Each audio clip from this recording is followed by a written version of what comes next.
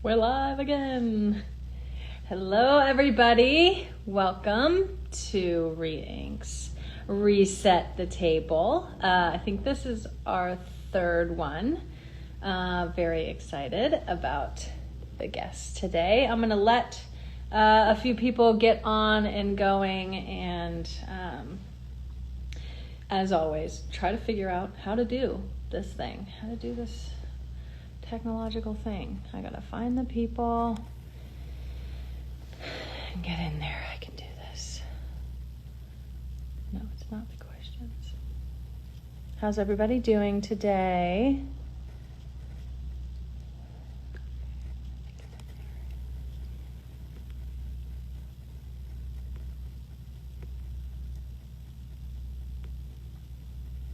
Yeah. It's tough.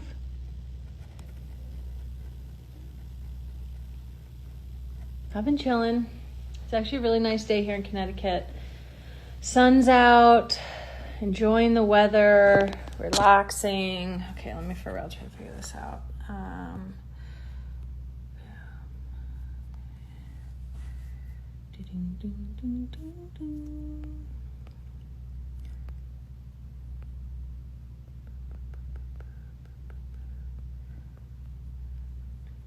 You got this, Boomer. I know, it's a scene. It's really been quite the experience trying to figure this out. I've done it like a bunch of times and yeah, I still can't figure it out.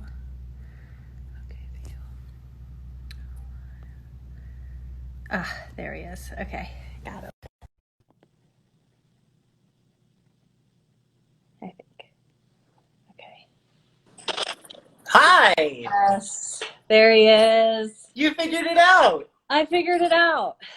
I can't believe someone called you a boomer. How rude. Things that I can never figure out. There we go. How are you? I am doing all right. I'm doing all right. How are you doing? I am okay. My fiance is at work today, so I am alone at home, missing him dearly and hoping he's okay. For those of you who don't know, my fiance is an emergency medicine doctor, so he is fighting coronavirus and treating coronavirus right now on the front lines in New York City, which is the epicenter of the pandemic currently. So that's a little scary. It is. I mean, we're so thankful for him. He is what we call a new age hero. These are going to be all the people that we tell our grandkids about that are doing just this incredible, selfless, scary, frightening work. But so necessary, and everyone is so thankful for that. So I imagine that would be a little stressful for you.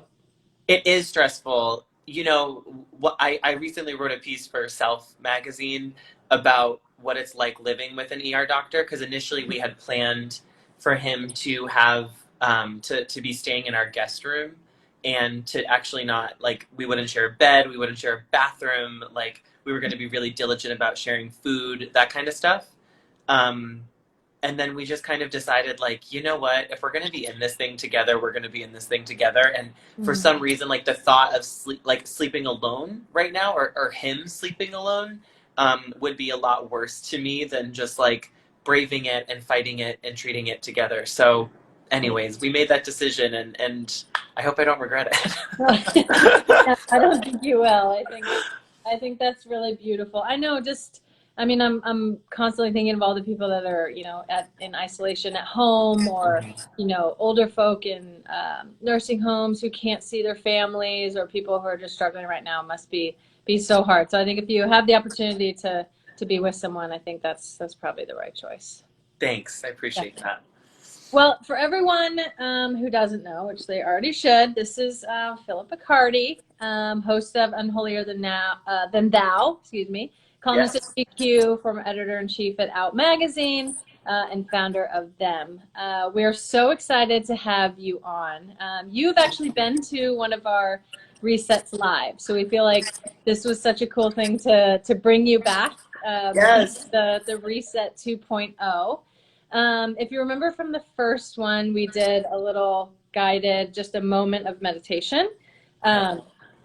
As I said before, this is not my forte, but I'm doing the live, so I'm just learning on the fly. So we're just gonna do this as best we can. Okay. But I'm learning and I'm trying. So, okay. You don't do this before every game? You don't center yourself? Or is it more of Not a in pump a up? specific way. I probably should, to be honest. I know. I might have to add this in to Okay, got it. these big games. Okay. Let's just start by closing our eyes, Okay. taking a big deep breath in and letting it out.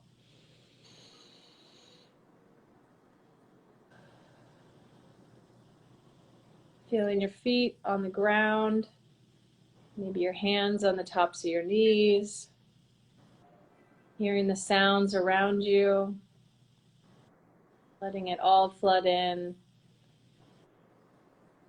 With a deep breath in and out, just for a moment, letting it all go.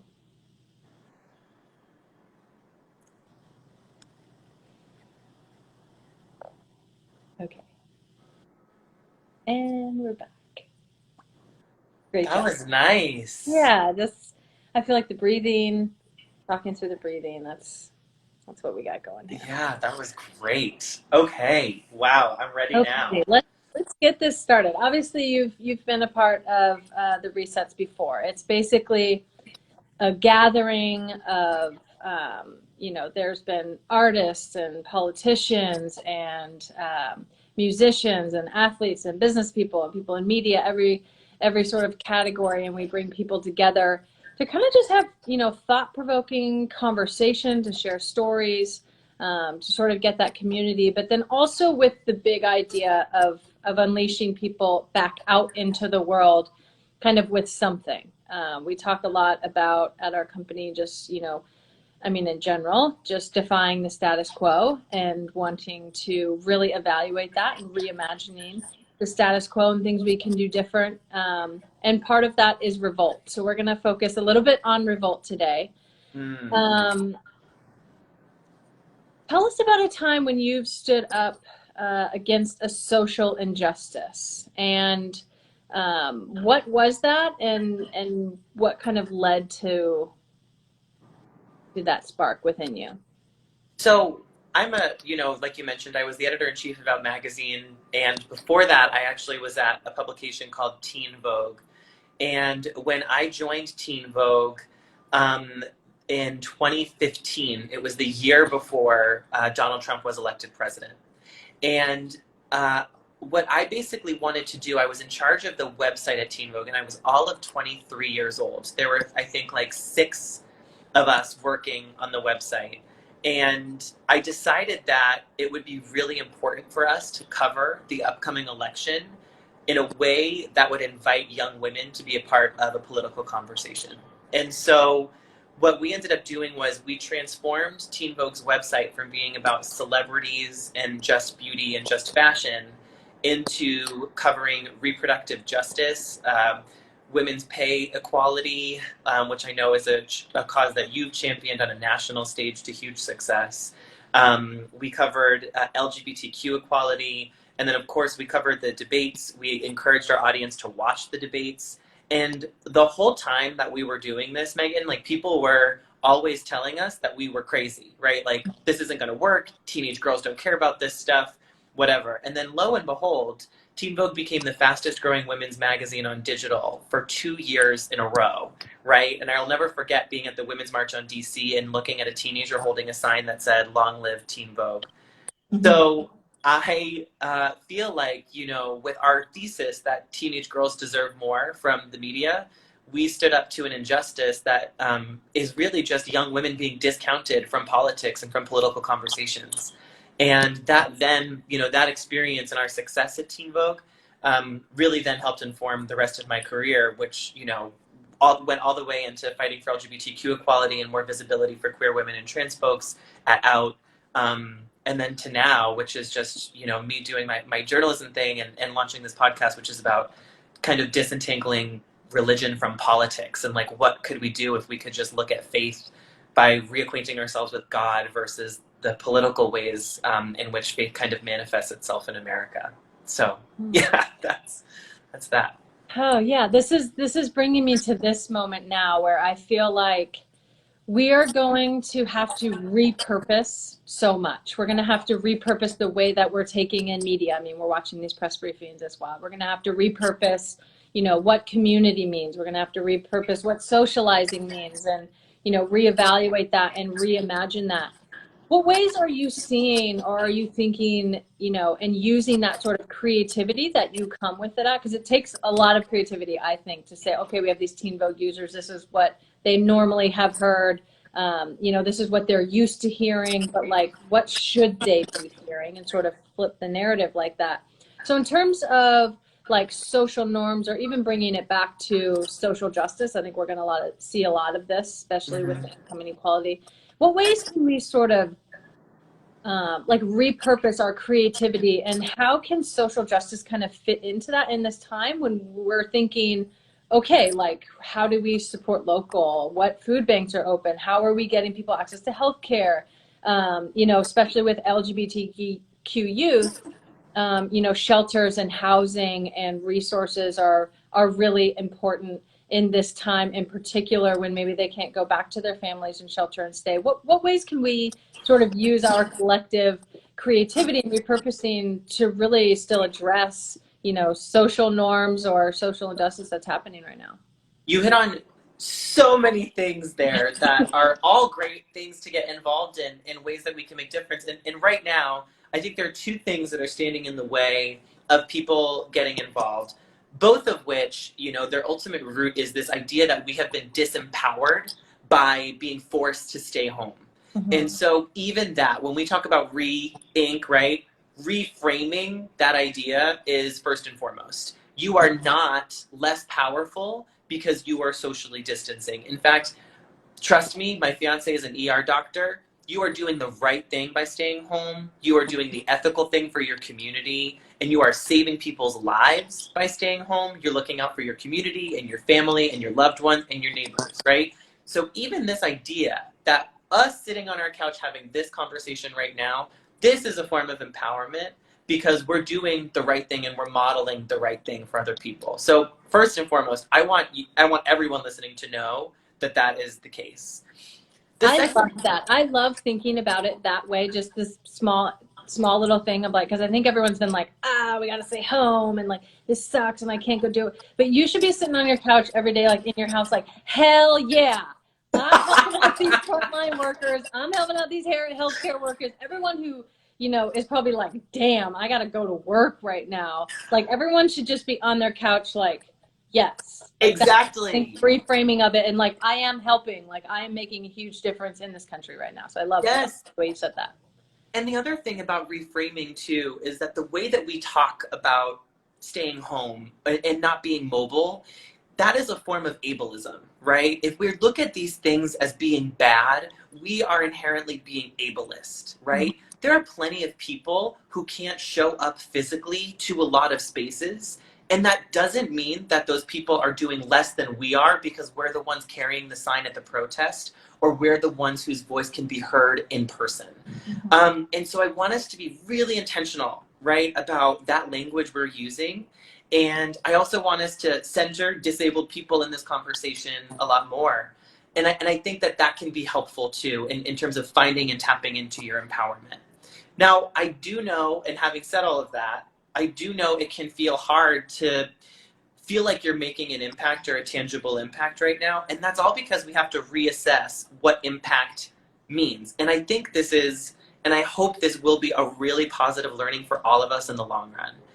The immediate ways that we can be helpful right now are with our dollars, with our voices, and then, of course, how we channel our energies during this time to make a positive difference. So there are just a few things that you touched on that I think are really good examples, right? The first thing you talked about was homelessness, right? United Way has a fund on their website that's United Way to help make sure that homeless people and displaced people are either finding shelter or provided with the resources that they need in order to survive this pandemic. And you can donate to that fund, you can donate your money, or you can also donate your resources and what you have at your disposal, right? If you have clothing, if you have like other materials like batteries, old cell phones, right? there's a list on their website of materials that they are looking for, and they of course will sanitize everything before providing it to anyone. And so that's one thing you can do. The other thing you can do though is you can look up your local homeless shelter and call them on the phone, right? This is something that is so foreign to us young people. Calling people on the phone works. People pick up the phone. They tell you what they need. They tell you what to do. And so you can call and ask how you can be of service. The other thing is food. Food instability is a huge problem. We saw all of these people hoarding food at the grocery stores, right? So much so that then there were photos of old people at the grocery stores crying because they didn't have anything to bring home because they were the last in line. So food instability is a big problem all throughout our country. It should not be a problem, but it is. So call your local food shelters and see what they're in need of and see if you can make a donation, especially if you or your parents or your family were one of those folks who hoarded a lot at those grocery stores, right? That's a really great way to get involved. Those food shelters may also be looking for ways to deliver food to people who can't leave their homes. So God's Love We Deliver is a great organization here in New York City. There are plenty of food pantries and services that you can Google. You can type it right in on Google Maps and find one. And so you can also see if you can help deliver food if you are not showing symptoms, and they will provide those guidelines for you if you have the ability to do that. And then lastly, you mentioned LGBTQ people. I know I've talked a lot, so this will be my last point. No, we're loving this. So basically 40% of the homeless youth in America are LGBTQ, right? And that's because a lot of LGBTQ youth are displaced from their homes, and that means that they often end up on the street. And so when we talk about displacement, when we talk about homelessness, we are talking about an LGBTQ issue. A lot of people don't think of homelessness and poverty as an LGBTQ issue. It absolutely is. When we're marching in Pride, we should be marching with those people in mind first and foremost. And so there are plenty of LGBTQ specific homeless shelters that are all over our country. There's two that are really dear to my heart here in New York. It's Sylvia's House and the Ali Fournet Center. The LA LGBT Center out on the West Coast has a huge department for this that provides a lot of resources and shelter. But you can also find one wherever you are in the country, and they need your money, they need your clothes, and they need your help, right? Another way to support LGBT youth during this time, you know, with all of the time that you may now have on your hands, this is a great way to get involved with something like Crisis Text Line or the Trevor Project. Which provides mental health resources to folks who are in need, specifically to youth who are in need, and most specifically to LGBTQ youth who are in need. So you can actually donate your time by learning how to be one of those people on the other end of that phone call. And you can save a life that way, right? You don't need to leave your house to save a life. So those are the kinds of like volunteer, charity specific ways I think that people can get involved right now. But ultimately, and my fiance says this every single time he talks to people who say, how can we help you, Dr. Darian? What do doctors need right now? Yeah. Do you know what doctors need right now, Pino? I do. They need healthcare reform. I know. Well, they also need health equipment. They also need masks. They need all of that stuff. But we will figure out how to get them those things, thanks to designers like Christian Siriano and Prabal Gurung and Gucci, who are all doing their part. Brooks Brothers doing their part, right? We're so happy for all those people. But man, what we need in this country is significant healthcare reform so that my fiance doesn't have to be endangered while he is doing his job saving people's lives. This is ludicrous. It's really ludicrous, and vote. I think it's actually really, stay away from people right now, shelter in place. Yes. And then you will go vote, whether we're doing it at home or by mail. But I think it really has laid bare a lot of things, because this wasn't a financial crisis, this wasn't a drop in the market, this wasn't a war, this was just nobody could control this. You know, it's obviously come, and now it's like, how are we dealing with it all? And I think hopefully some major reform will come with this. But I loved what you were saying before, because I actually feel like it speaks two different ways. There's like some people that are going to be watching this, or just some people in the world that are the people that need to go to the shelter, and they need to be able to rely on the shelter, or rely on, the food assistance, or, just your help from your neighbors. And so for those people, we're not asking them to pick up the phone and to do all this. Like, we need to do that. If you have the ability to do that for these people. So we can all be in this together. We're sort of speaking to everyone at the same time, in the same sense that you said you can donate food to a food bank. You know, someone is going to need that food. So hopefully we Yes. can, you know, try to take care of everyone. And I think this, you know, this pandemic is really sort of just cut across all lines. It doesn't really matter if you, you know, have money or whatever. You can get sick, and this can really affect everyone. So I feel like we're all in this together, and Yeah. I think it is really an opportunity for us to redefine and repurpose what community, what help, what being there for each other looks like during this Yep. time, and using our different ways of creativity. People are creating apps to make it more efficient to drop off groceries at people's doors, or people, you know, Christian Siriano, Papa Garong, they're repurposing their whole factory, their whole creative life to be of assistance during that time. So how do we all sort of almost take this challenge with kind of a chip on our shoulder? Like we can do this. We can make a big impact as a community. So I guess that's our charge to everyone, is to find those ways, big and small, that we can all do that. And certainly you are a huge voice in that, and your partner is obviously on the front line. So we're so thankful for that, and so thankful for you coming on here and sharing all of the amazing organizations. We'll definitely put links up for all of those in ways that people can Yeah, do, sure. for sure. And we love having you on so much. It's been Thank so you. nice to I talk. wanted to add that, you know, like a lot of the stuff we're talking about are like these tiny ways that are taking civic action or getting more involved in our communities, even from the comfort of your own home. But please don't forget that, you know, at the heart of revolution, and even when all of us, for example, let's take this example, when all of this started and we were ordered to stay at home, the first thing that all of us did was opened a book, started watching Netflix, turned on our favorite music, finally pulled out that instrument and learned how to practice, right? So where do we turn when everything shatters around us? We turn to the arts, right? Art and creativity is Yeah. the fullest expression of humanity, compassion, and love. A book, a movie, music can transport you emotionally. It can make you feel like you're in a different place. It can make you feel happy and fulfilled.